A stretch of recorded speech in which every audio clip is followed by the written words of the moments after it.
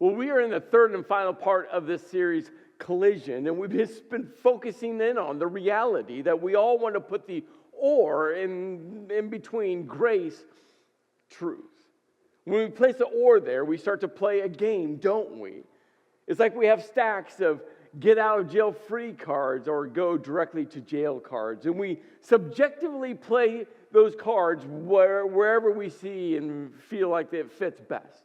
The sin we want to be covered, grace. The sin that we don't understand, truth. The sin that we're okay with, grace. The sin we're not okay with, truth. And we play the game and we look at people and we, again, subjectively, when we have the or there, decide who gets grace and who gets truth. But Jesus came. It's what John writes to us in John chapter 1, verse 14, that Jesus came full of grace and truth. And it's the and that creates all the tension. We feel it. That's why we want to put the or there. And Jesus fully recognized the tension between grace and truth. That's why he talked about it. And more importantly, it's why he modeled it for you and for me. In part 2 last week, we looked at this story about, Sammy, the Samaritan woman. Her name wasn't really Sammy. I just called her that. We don't know her name, but Sammy, the Samaritan, understood the massive barriers between her and Jesus. And Jesus fully understood the barriers between him and Sammy, the religious barriers, the political barriers, the cultural barriers, the positional barriers. And here's what Jesus did with her and what Jesus had a habit of doing everywhere he went. He wanted to completely obliterate the barriers. Why? Because he cared about her heart. He realized that her life was a mess, in shambles. And Jesus chose to sit. That one action fueled by love. Jesus was willing to create so much tension, religious tension, political tension, cultural tension, and positional. He was a rabbi, a Jewish religious leader.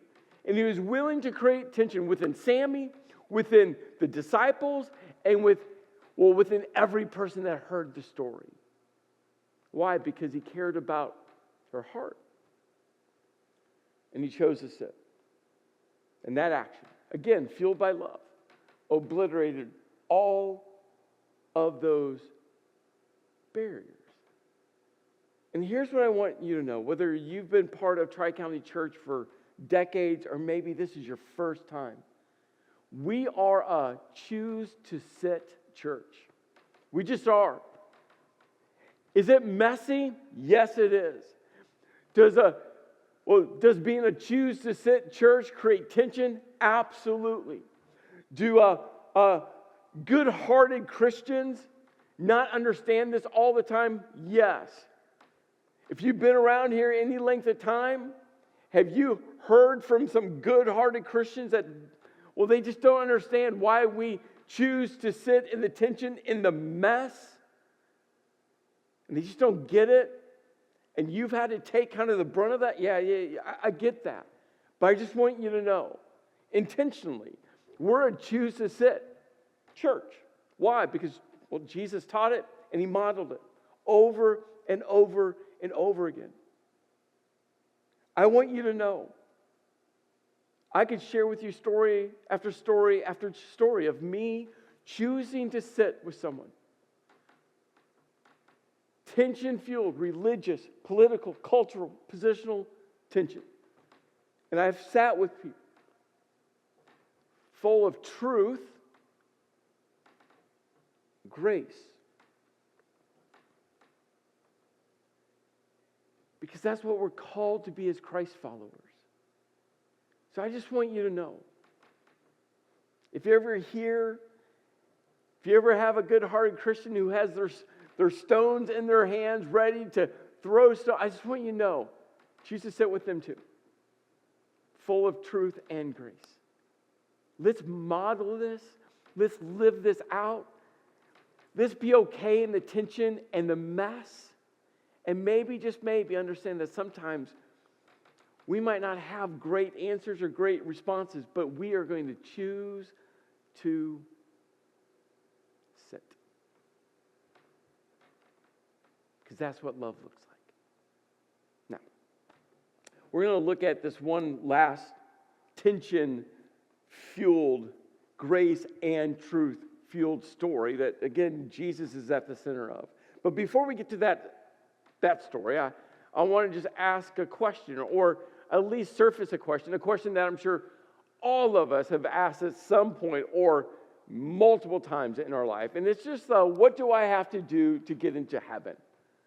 I mean, usually that question comes up, I know it starts to surface in my mind if I'm sitting at a funeral, or maybe I'm actually officiating the funeral, right? It's just in the back of my mind. Or if I'm talking with someone who has a loved one who's ending their the end point of their life, right? This question usually starts to surface in some way. I'm not saying it's asked as directly as that, but that question, right, it just surfaces, it just swirls in the back of our mind. And usually when we think about the question, what do I have to do to get into heaven? All of a sudden we get this image of the pearly gates.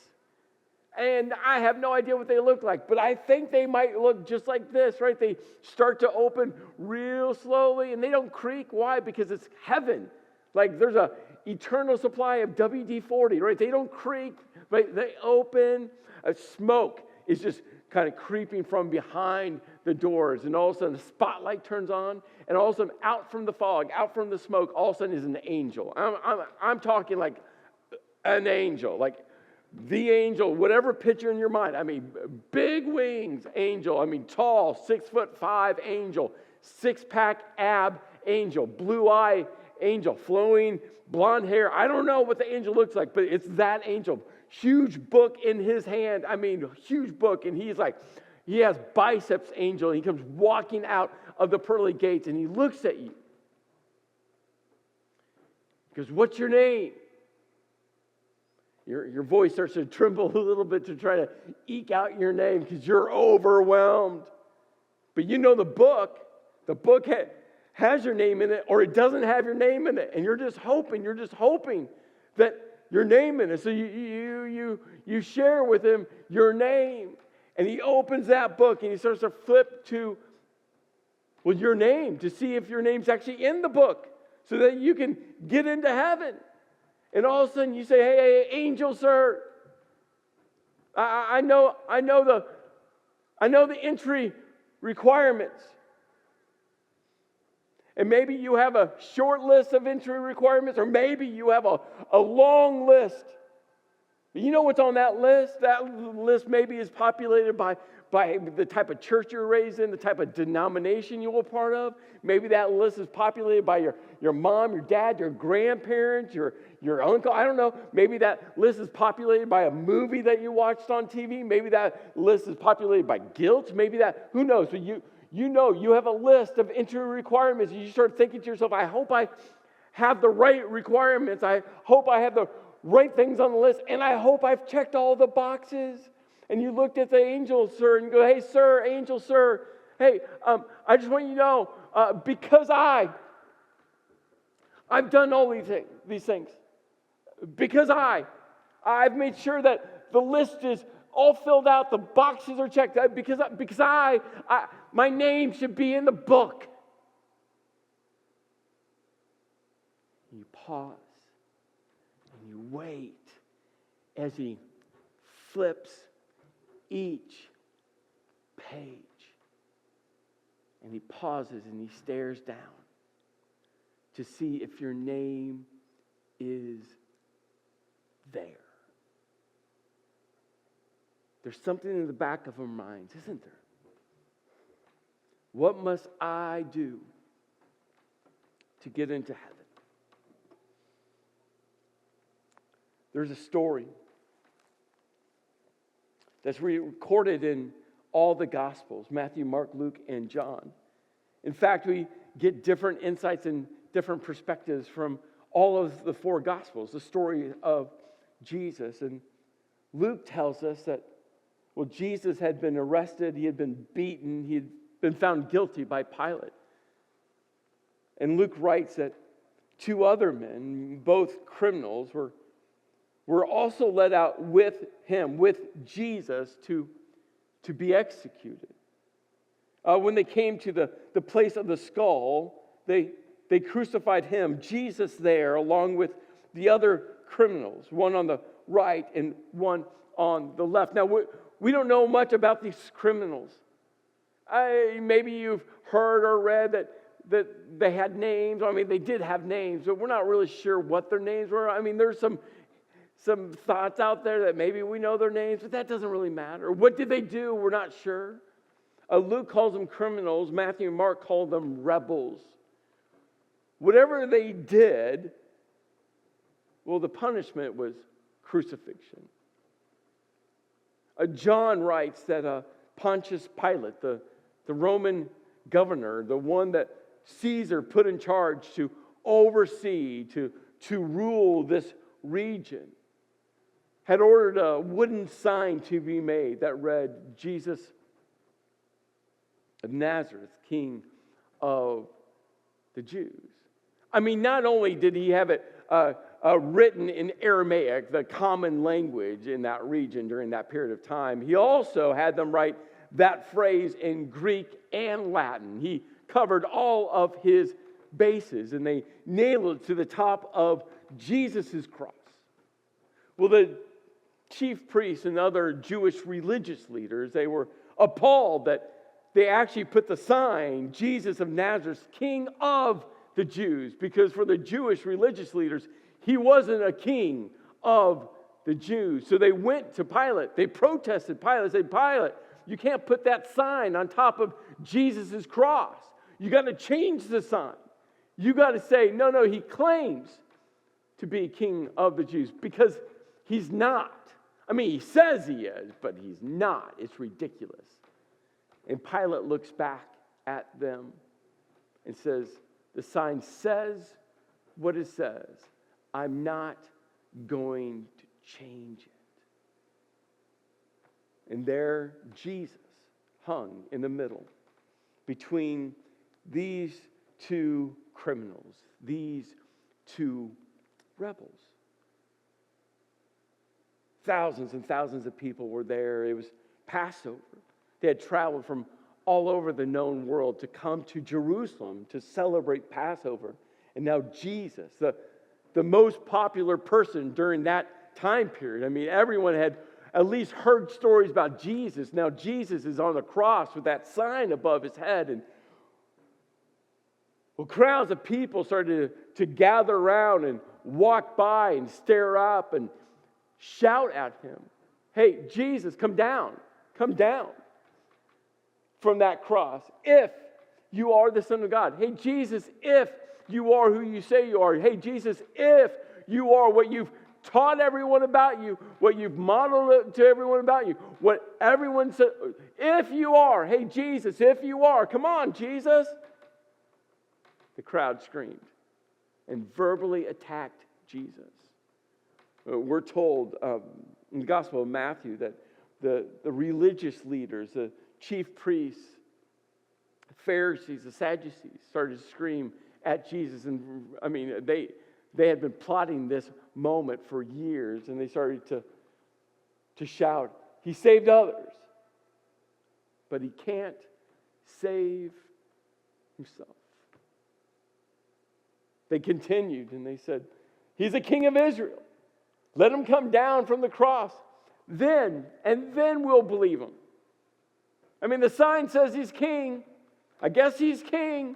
If that's all true, then he can just get off that cross. Then we'll believe him.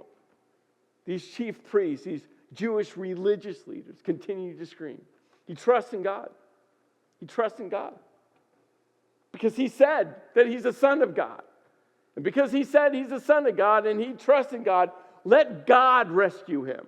Come on, God. If he's your son, God, you better show up. You better do something right now. We're here. We're watching. We're waiting. In the Gospel of Luke, we're told that even the soldiers got involved. The soldiers started to scream and mock Jesus. And they said, if you are the king of the Jews, save yourself. And then Matthew gives us this insight that, then Matthew writes, he goes, in the same way, the rebels, the criminals, the two men on the left and the right of Jesus who were crucified with Jesus also heaped insults on him. Could you imagine? Let's pause there for a moment. Could you imagine? I mean, Jesus had to be completely overwhelmed. I mean, he went from a small room where he's having supper with his closest friends to all of a sudden he's praying in the garden, and then he's arrested and he's beaten and he's convicted, and now he's on a cross, and the crowds, people are yelling and screaming at him. The Jewish religious leaders are yelling and screaming at him. The soldiers are yelling and screaming at him, and the two criminals on each side of him are yelling and screaming at him. But at some moment, something started to shift. One of the criminals, we're told, Luke tells us that one of the criminals still looked at Jesus and said, "Aren't you the Messiah? Aren't you the promised one? Aren't you the one that we've all been waiting for? If that's true, save yourself and us." But the other criminal shouted back over Jesus, around Jesus, and said, "Don't you fear God, since you're under the same sentence?" He goes, we're punished justly, for we are getting what our deeds deserve. Hey, we deserve to be crucified. Hey, what we did, whatever it was, what we did was so bad. We have earned crucifixion. We have earned death. We have earned this pain. We have earned this suffering. Hey, we have. But this man, Jesus, has done nothing wrong. And I wondered to myself, what caused this one rebel, this one criminal, to at one moment in the day, as he hung on the cross, he hurled insults at Jesus. But at some moment, something changed within him. Something started to shift. Something caused him to take notice as he was suffering in pain, as his life was coming to an end. Something happened within him, and we don't know what that was, but I wonder if all of a sudden, as he hung there on the cross, he started to think about what happened moments earlier. I don't know if it was 15 minutes earlier or 30 minutes or 90. I don't know how much time earlier. But at some point, he started thinking about the moment when the crowds were screaming and yelling at Jesus. He heard Jesus say, "Father, forgive them, for they do not know what they're doing." And I wonder for this criminal, all of a sudden, Jesus' words started to mess in his head, started to roll around in his soul, and he started thinking about the stories that he had heard about Jesus. The stories that had captivated his mind as Jesus completely broke down the cultural, the religious, the political position barriers. As he heard stories about Jesus, as he served people, as he loved people, as he touched the unclean, as he associated with sinners, just like him.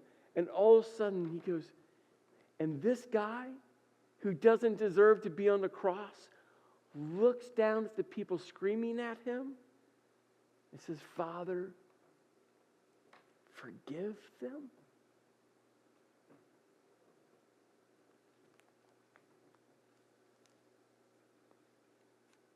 And then this criminal, this rebel, looks at Jesus and says, hey, Jesus, remember me. Remember me when you come into your kingdom. Hey, Jesus, I know just moments ago I was yelling and screaming at you. Remember me. Hey, Jesus, I have no other option. I'm going to die here in moments. Remember me. Hey, Jesus, my life has always been a mess. It finally caught up to me. I'm guilty as charged, but just remember me. Hey, Jesus, I can't do anything for you. Remember me. It's all I ask from you. Jesus, I can just imagine as he tries to turn his head, every movement on the cross had to just induce overwhelming pain. But he wanted to look him in the eyes. And Jesus answered him and said, I'm sorry. It's too late. There's requirements. There's a list.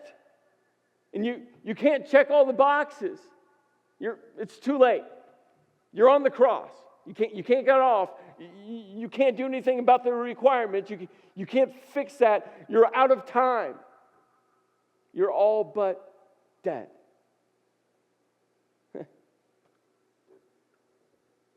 It's not what Jesus says to him.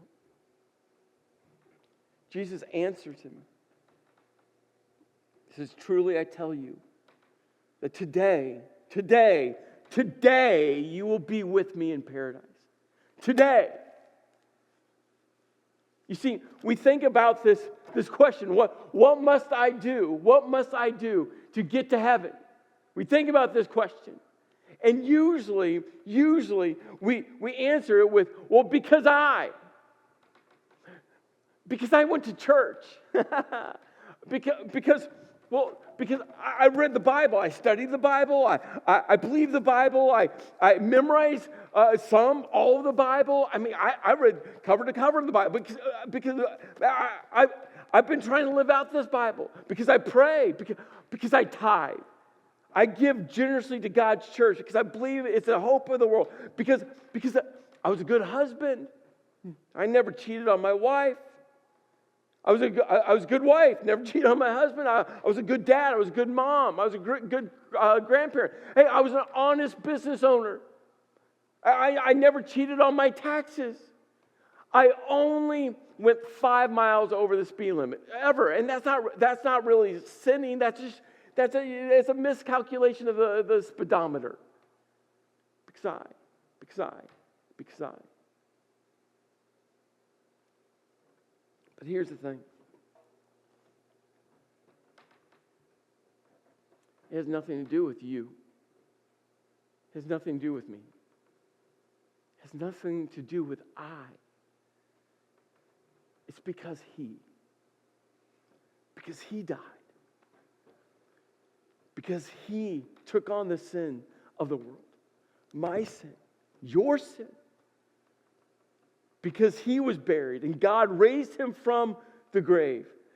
And because He is alive today. It's because of Jesus. It has nothing to do with you or me or what we do. It has everything to do with Jesus. It's why the cross is the image of the tension of truth and grace. The cross. Truth. The cross reveals the destructive consequences of our sin. Jesus on the cross took on the sin of the world. He lost His life, death, because of it. And the cross, empty, is a gift that we can't earn, that Jesus has extended for you and me. The cross is the image of the tension between truth and grace. When Jesus was on the cross and when that sin came onto him, it separated him from God the Father. And you see, our sin creates separation in our relationship with God the Father. Not because God wants the separation, but that's what sin does. And grace is God saying, come back to me. Come back. I got you covered. The cross is the image, is the picture of the tension between grace and truth. Truth reveals our brokenness,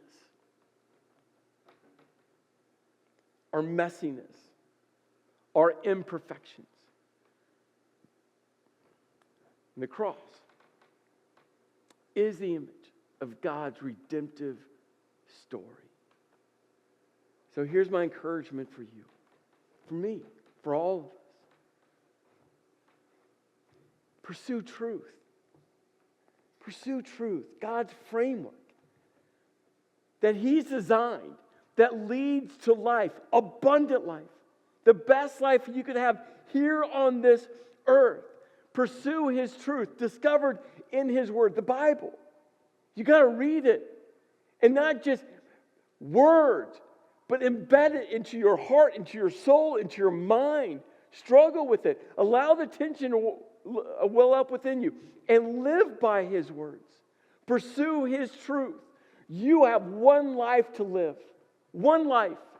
One day you will be standing there at the pearly gates. And I think God's just going to ask, hey, what did you do with the one life?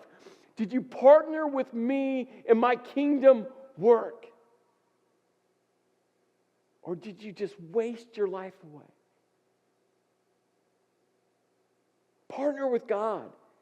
He is doing something so incredible in and through His church across all of our communities. Pursue truth and receive grace. Because you'll never be good enough. I, Chris Trethewey, will never be good enough. No matter how much I pursue truth, it reveals how broken and messy and sin-riddled I am. And so I just continue to receive God's grace.